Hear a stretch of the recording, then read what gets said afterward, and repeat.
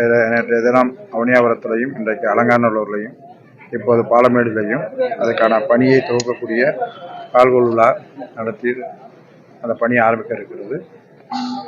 இந்த ஜல்லிக்கட்டு தமிழருடைய பாரம்பரியமான ஜல்லிக்கட்டு கடந்த காலத்தை விட இந்த ஆண்டு மிக சிறப்பாக நடைபெற இருக்கிறது.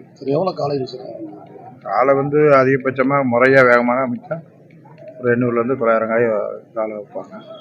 அதில் எல்லாமே ஆன்லைன் தான்.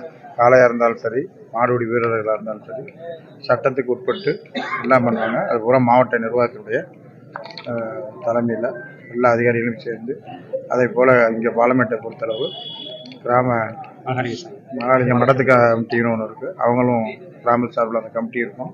எல்லாம் இருந்து மிக சிறப்பாக இந்த ஆண்டு அரசு சார்பில் எந்த பரிசும் கிடையாது. அதாவது இது வழங்குறவங்க பூராமே நன்கொடையாளர்கள் சார்பில் தான். நன்கொடையாளர்கள் தான் எல்லாம் வழங்குவாங்க. அதனால் அது தவறாக புரிஞ்சிட்டு இருக்காங்க. இல்லை எப்பயுமே நம்முடைய புனியாவரமாக பாலமேடு அலங்காநல்லூர்லாம் அரசு சார்பில் ஜல்லிக்கட்டு மட்டும்தான் அது பண்ணக்கூடிய மற்ற கொடுக்கக்கூடிய பரிசு அத்தனையுமே நன்கொடையாளர்கள் கொடுக்கக்கூடிய பரிசு.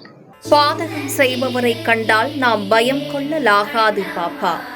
மோதி மிதித்து விடு பாப்பா, அவர் முகத்தில் உமிழ்ந்து விடு பாப்பா. அண்மை செய்திகளை உடனுக்குடன் தெரிந்து கொள்ள இணைந்திருங்கள் எம் நாடு தொலைக்காட்சியுடன்.